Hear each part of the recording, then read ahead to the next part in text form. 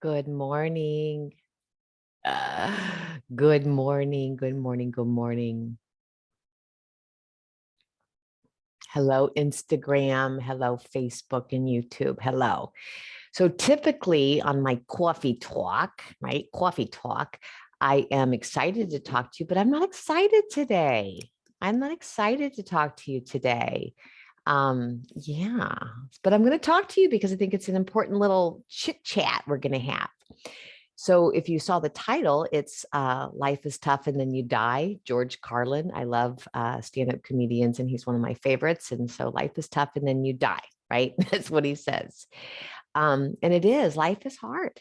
Life is hard. And what's interesting is that we each get sort of challenged in the ways that sort of challenge us the most, right? In your specific way, in my specific way, life challenges us just at that spot that you get the most challenged, right? Your challenges may not be challenging to me and vice versa. So it's very individual in that way. So in the inner circle this month, as you probably know, we've been focusing on gratitude and we've been focusing on the attitude of gratitude. That's what this week's been about. And how can we look at the things that are challenging in a sense of being grateful? Not that we're denying, right? We're not denying that it's hard or it hurts or that it's confusing or worrisome. We're not denying any of the feelings that is truly coming in. We're just trying to use the lens of gratitude as a superpower to be able to see things in a different way, right? So that's kind of where we're at, right?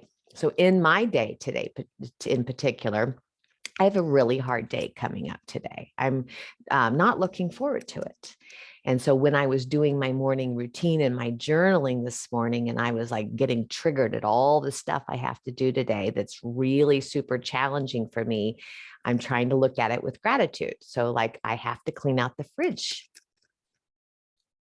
Yeah. And I don't like doing that.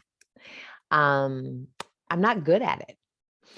I have to say it's but getting better, right? Like don't laugh. Don't laugh because cleaning out the fridge is mine. You may love cleaning out the fridge. I do not. I gag. It's gross, but I do have like no leftovers in there. It's not that. It's not that bad where the food that's in there is like current, but there is like I do have to like take everything out and wash it down because there's something spilled and like it's just a mess, right? I have to do some financial stuff for my son to go on a trip this summer.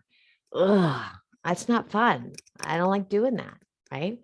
Um, I have to have a vulnerable conversation with someone today.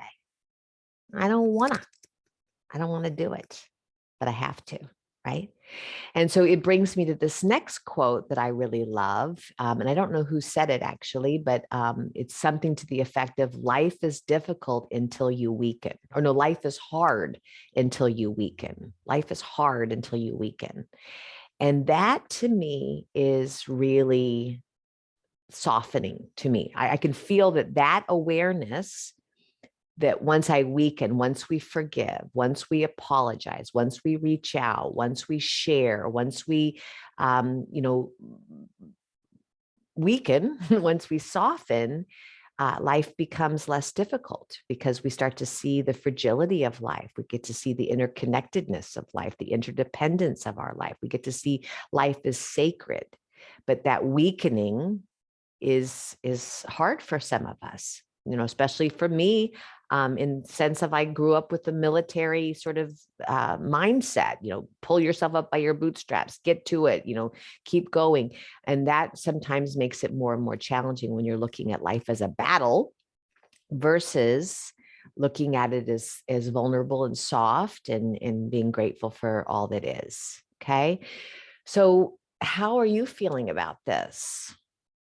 Life is difficult, then you die, or life is hard until you weaken. They talk about the trees that break in the storm are the ones that aren't flexible, the ones that don't sort of willow with the breath, willow with the wind. It's like, and it's the same with us. So I'm going to clean out my fridge and I'm going to do my finances and I'm going to have my vulnerable talks and I'm going to throw myself out there with the appreciation that again, again, today, I can see that these lessons, these challenges that I'm having are creating so much more in my life than me just getting it done. So I challenge you for that too. So if you'd like to have the lesson of what we work on in the inner circle, I'm asking you to write out all the things that are frustrating to you. All the things that are frustrating. Somebody spilled, that in the fridge, and now I have to clean it up. I've got to tell him these things that I don't really want to say out loud, but I have to do it because it's got to happen.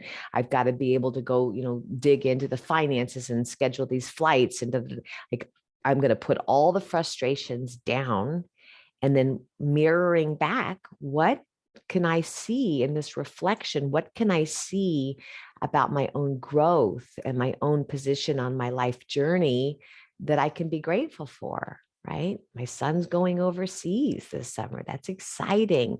I'm going to have a clean fridge for my bestie who's coming in town this weekend. This is for you, babe. Clean out that fridge. Yeah. I'm going to have a conversation and open my heart and see what happens. So those are a lot of blessings coming in. So I challenge you, look at what you're frustrated by, look at that, and then see what in there is something you can be grateful for. Okay? It's not fun, but life is hard. Then you die. One way of looking at it, life is hard. And then until you weaken, and then it becomes something very special, like the flowers blooming. All right. As always, may this be of deep benefit to you. Thank you so much for watching. I will see you next time.